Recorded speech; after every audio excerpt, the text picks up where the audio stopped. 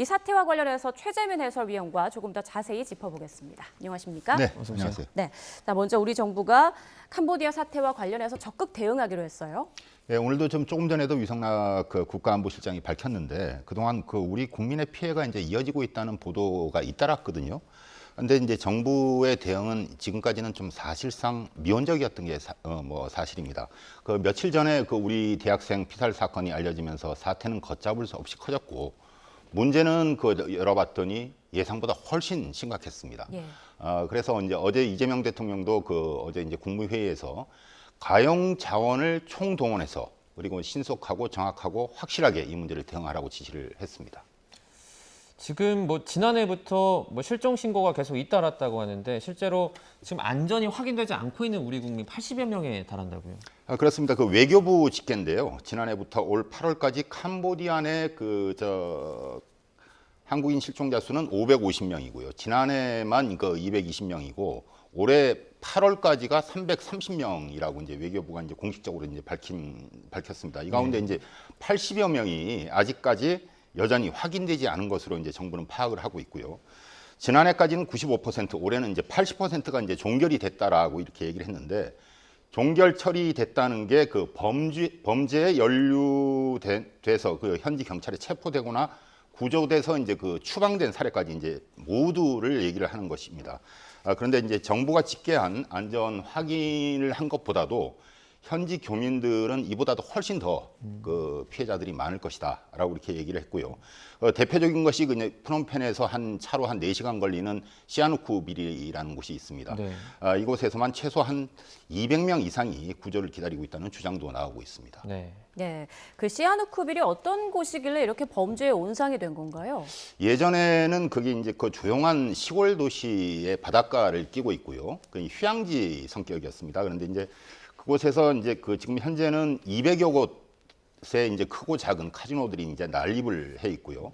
2010년대 후반에 중국 1대1로 정책과 맞물려서 막대한 중국 자본이 시아누쿠빌로 이제 유입이 돼서 개발 붐이 일어섰습니다.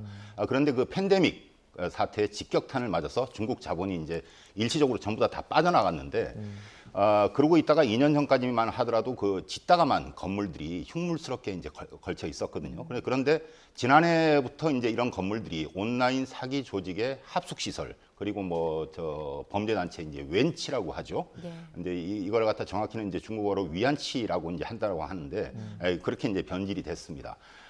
UN 보고서에 따르면 캄보디아 전역의 스캠 센터에 약 10만에서 15만 명 정도의 인신매매 피해자가 감금돼서 강제 노동을 당하고 있는 것으로 이제 추정을 하고 있습니다. 네. 지도를 보면서 제가 좀 설명을 더 드리겠습니다. 지금 나오고 있는 데가 지금 현재 캄보디아 수도인 이제 프놈펜이 나오고 있거든요. 네. 프놈펜 외곽에 위치한 이른바 태자단지 원구단지가 이제 대표적인 곳이고요. 이곳은 높은 담벼락과 철문으로 이제 둘러싸여 있어서 범죄 합숙 시설이 이제 되어 버렸다고 하고요. 지난 8월에 한국인 대학생이 이제 숨진 채 발견된 캄포주 이제 복호산이라고 있습니다. 여기도 이제 시아누쿠빌에서 그렇게 멀지 않은 곳인데 네. 원래 이곳은 관광지인데 관광지 인근의 산악지대에 이제 외딴 곳에 중국계 갱단이 운영하는 범죄 단체가 있는 곳으로 알려지고 있습니다. 앞서서도 말씀드린 시아누쿠빌도 이제 대표적인 곳이고요. 태국이나 베트남 등 주변 국가와 국경 이제 지역에 있는 도시들도 범죄 조직이 거점을 두고 활동하는 곳으로 알려지고 있습니다. 네. 사실 이런 상황에서도 캄보디아에서 지금 고수익 관련된 구인 공고글이 계속 올라오고 있거든요. 이와 관련해서 최근 2년 동안 납치 관련된 이런 범죄가 좀 가장 높아진 이유는 뭡니까? 캄보디아에서 납치, 감금 같이 가장 큰 피해를 보는 곳은 중국을 비롯해서 베트남, 말레이시아, 태국, 인도네시아 이런 동남아 국가 국민들입니다. 수치가 이제 확인을 해 주듯이 지난해부터 한국인을 이제 상대로 한 범죄가 이제 급증을 했고요. 네. 이유는 한국인이 이제 갖고 있는 통장 거래 한도가 굉장히 이제 크다는 데서 이제 제일 큰 이유를 찾을 수가 있을 것 같습니다. 이를 이용해서 이제 보이스피싱이라든가 리딩방 사기 같은 온라인 사기 범죄의 자금 세탁과 수익금 입금 계좌로 이제 사용이 이제 되고 있는 상황이고요. 이런 통장은 그 범죄 시장에서 높은 가격에 이제 또 거래가 된다라고 합니다. 통장을 넘기거나 넘기지 않거나 이제 범죄 활동에 이제 활동을 거부하는 피해자에게는 거액의 이제 몸값을 이제 요구를 하기도 하고요. 또한 그 한국인을 대상으로 한 스캠, 그러니까 사기를 진행하기 위해서 한국어를 이제 사용하는 사람들이 꼭 필요한 상황인데, 주로 이제 경제적으로 어려운 20, 30대 청년들 월 1,000만 원 이상 고수익을 보장한다고 해서 이제 꿰어서 이렇게 이제 구직자들을 현혹을 하고 있다라고 합니다. 네, 이렇게 캄보디아에서 활동하는 납치 감금 조직에서 한국인도 상당수 가담해서 이제 활동을 하고 있다고요? 네, 조금 전에도 그 위성락 국가안보실장이 네. 얘기를 했는데, 범죄 조직에 이제 가담한 한국인의 정확한 수는 아직까지 이제 집계된 건 없고요. 이제 그 국정원 보고로는 그 규모가 1,000명 이상일 것이다. 그리고 심지어는 한 3,000명까지도 이를 수 있다라는 그 추정도 있습니다. 네. 다만 그 이들이 이제 전부 이제 범죄에 연루된 것은 아니고요. 명확하지는 않고, 범죄 조직들이 이제 거점으로 사용하는 그 단지수, 이른바 그 스캠 센터는 시아누크 비례만 수십 곳에 이른다라고 합니다. 총책은 그 대규모 자본력을 가진 중국 범죄 조직들이 이제 그 맞는 경우가 많고요. 한국인은 그 중간급이나 이제 브로커 등으로 이제 활동을 한다라고 하고요. 이런 조직들은 주로 이제 온라인 도박과 보이스 피싱, 그리고 투자 리딩 사기 등을 주요 범죄 수단으로 이제 사용을 합니다. 투자 사기 등을 통해서 유인한 한국의 피해자들을 감금하고 몸값을 요구하거나 강제 노역을 시키는 경우도 빈번히 발생하고 있습니다. 네.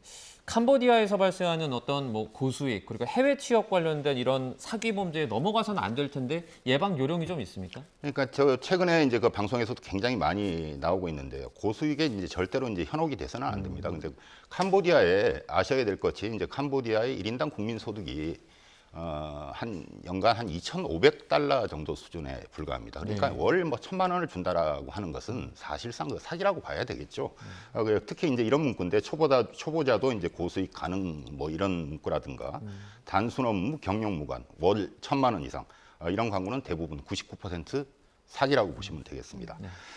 또한 그 회사 정보 같은 것들을 정확하게 검증을 해야 되는데, 채용 주체가 이제 법인 그 기업명을 공개하지 않거나 공식 웹사이트가 불분명한 구인 정보는 무조건 그 피해야 하고요. 특히 이제 여행자는 그 여권 관리에 특별히 이제 주의를 해야 되는데, 제3자에게 여권을 맡기는 행위는 절대 없어야 되겠습니다. 네.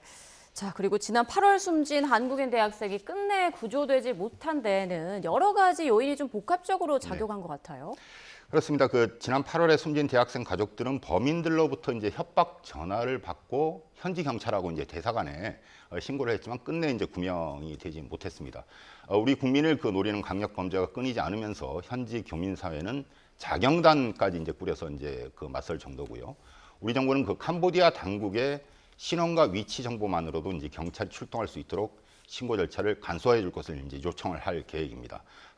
또한 이제 코리안 데스크라고 하죠. 이제 해외 공간이 아닌 그 캄보디아 경찰에 직접 파견을 가서 한인 범죄를 이제 전담하는 경찰을 이제 코리안 데스크라고 하는데, 이것도 이제 설치할 방침이라고 하고요. 하지만 이런 조치는 그 단기간의 실행은 사실상 좀 어려울 것으로 보입니다. 왜냐하면은 캄보디아가 이제 다른 동남아 국가보다도 경찰 간 협조가 지금까지는 원활하지가 않았습니다. 예. 또 한 가지는 그 주권 문제가 얽혀 있어서 그 캄보디아 정부가 민감하게 이제 반응하는 것으로 알려지고 있고요. 특히 이제 매년 우리 국민이 이제 20만 명에서 많게는 한 23만 명 가량이 캄보디아를 방문하고 있지만, 주 캄보디아 대사는 현재 4개월째 안타깝게도 공석입니다. 사실상 정부가 소극적으로 대응하고 있다는 뒷북 대책을 내놓았다는 비판은 피할 수 없을 것으로 보입니다. 네, 이런 가운데 오늘 새벽에 미국과 영국 정부가 캄보디아에서 그러니까 뭐 불법 스캠 센터를 어떤 그 조직을 제재했다라는 소식도 들어왔거든요. 그렇습니다. 그 미국과 영국도 그 유사한 조직에 주목하고 있었던 것으로 이제 확인이 됐고요. 제재 대상은 프린스 그룹과 회장인 이제 천즈라는 사람입니다. 이제 저기 나오고 있는데요. 이 천즈라는 인물은 그 1987년 중국에서 태어나서 빠르게 이제 부를 축적하고 캄보디아에서 이제 정치적으로 이제 영향력을 행사한 것으로 알려지고 있습니다. 카지노와 스캠 센터로 사용하는 그 대규모 복합 단지를 건설하고 대리인을 통해서 이제 이들 단지의 운영에 관여한 혐의를 받고 있는데요. 미국 정부는 프린스 그룹을 초국가적 범죄 조직으로 이제 규정을 하고요. 146개 제재를 시행한다고 밝혔습니다. 네. 미국 법무부는 천지 회장을 온라인 금융 사기와 자금 세탁의 혐의로 이제 기소를 하기도 했는데 최대 40년형까지 이제 받을 수 있는 혐의라고 합니다. 그리고 그가 보유한 그 비트코인 150억 달러면 우리 돈으로 한 21조 원 상당의 이제 비트코인을 압류하기도 했고요. 네. 캄보디아 정부는 가끔 이제 이런 그 단체를 대대적으로 이제 그 검거를 하고 했다라고 이제 보도를 이제 하는 경우가 있는데, 하지만 그 근본적인 문제, 그러니까 이제 정부의 이제 투명성이나 그 사법 체제의 독립 뭐 이런 문제를 해결하지 않으면은 사실상 일회성에 그칠 가능성이 크다는 지적이고요. 어쨌든 그 당분간은 꼭 필요한 경우가 아니면은 캄보디아 방문은 우리 국민들은 하지 않는 것이 상책이겠습니다. 네. 정말 근본적으로 여러 가지 문제가 얽혀 있는 것 같습니다. 지금까지 캄보디아 사태와 관련해서 최재민 해설위원과 짚어봤습니다. 고맙습니다. 고맙습니다.